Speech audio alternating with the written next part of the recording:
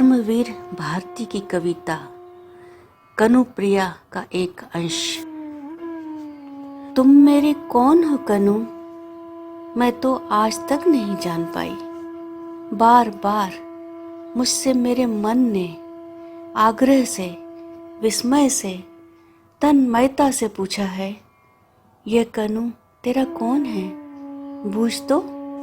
बार बार मुझसे मेरी सखियों ने व्यंग से, कटाक्ष से, कुटिल संकेत से पूछा है, कनु तेरा कौन है रे, बोलती क्यों नहीं। बार बार मुझसे मेरे गुरुजनों ने कठोरता से, अप्रसन्नता से, रोष से पूछा है, ये कान्हा आखिर तेरा कौन है।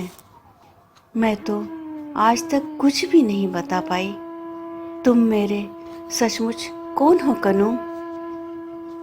अक्सर जब तुमने दावाग्नि में झुलसती डालियों, टूटते वृक्षों, हर हराती लपटों और घुटते हुए धुएं के बीच निरुपाय, असहाय, बावली सी भटकती हुई मुझे साहसपूर्वक अपने दोनों हाथों में पूजा की थाली से सहज कर उठा लिया और लपटें चीर कर बाहर ले आए, तो मैंने आदर, आभार और प्रगाढ़ स्नेह से भरे भरे स्वर में कहा है, कान्हा मेरा रक्षक है, मेरा बंधु है, सहोदर है।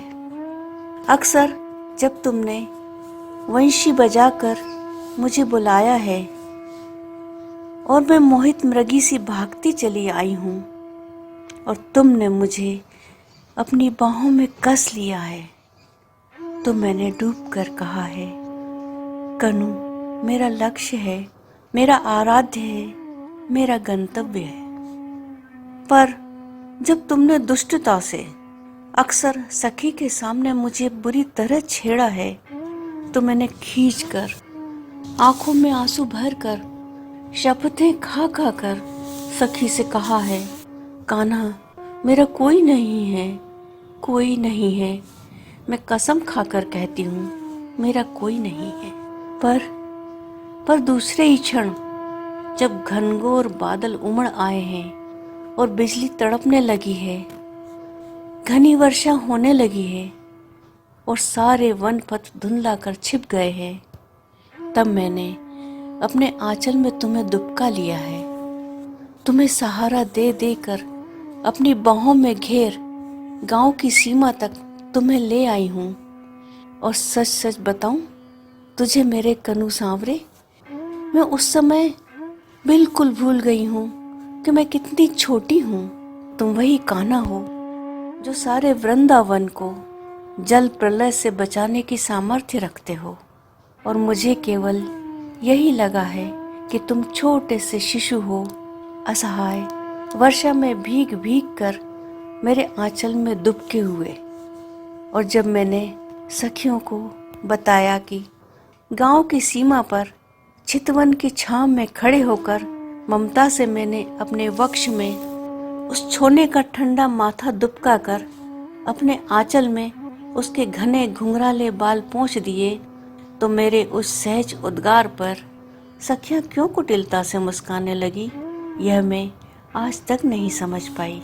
लेकिन जब तुम्ही ने बंधु तेज से प्रदीप्त होकर इंद्र को ललकारा है, कालिए की खोज में विशेली यमुना को मथ डाला है, तो मुझे अकस्मात लगा है कि मेरे अंग अंग से ज्योति फूट पड़ी है।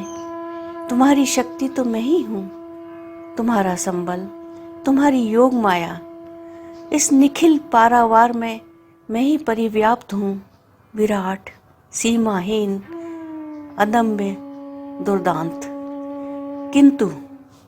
किंतु दूसरे ही क्षण जब तुमने वेतसलता कुंज में गहराती हुई गोधूली वेला में आम के एक बोर को चूर चूर कर धीमे से अपनी चुटकी में भरकर मेरे सीमन पर बिखेर दिया, तो मैं हतप्रभ हो गई।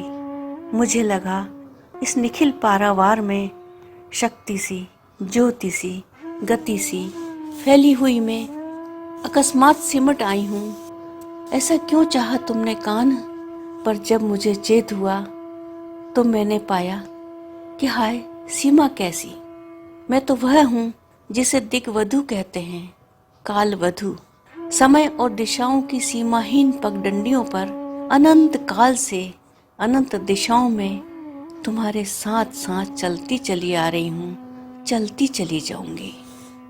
इस यात्रा का आदि न तो तुम्हें स्मरण है न मुझे, और अंत तो इस यात्रा का है ही नहीं मेरे सहयात्री। पर तुम इतने निष्ठुर हो और इतने आतुर कि तुमने चाहा है कि इसी जन्म में, इसी थोड़ी सी अवधि में जन्म जन्मांतर की समस्त यात्राएं फिर से दोहरा लूं, और इसीलिए संबंधों की इस घुमावदार पगडंडी पर क्षण क्षण पर तुम्हारे साथ मुझे इतने आकस्मिक मोड़ लेने पड़े हैं कि मैं बिल्कुल भूल गई हूँ कि मैं अब कहाँ हूँ और तुम मेरे कौन हो। और इस निराधार भूमि पर चारों ओर से पूछे जाते हुए प्रश्नों की बौछार से घबरा कर मैंने बार बार तुम्हें शब्दों के फूल पाश में जकड़ना चाहा है। सखा, बंधु, आराध्य, शिशु, दिव्य, सहचर, और अपने को नई व्याख्याएं देनी चाहिए हैं। सखी, साधिका, बांधवी, माँ, वधु, सहचरी, और मैं बार बार नए रूपों में उमड़ उमड़ कर तुम्हारे तट तक आई, और तुमने हर बार अथाह समुद्र की भांति मुझे धारण कर लिया, विलीन कर लिया, फिर भी अकुल बने रहे। मेरे सांवले समुद्र, मेरे सांवले समुद्र, तुम आखिर हो कौन मेरे? मेरे सांवले समुद्र, तुम आखिर हो मेरे कौन? मैं इसे कभी माप क्यों नहीं पाती मेरे कनू?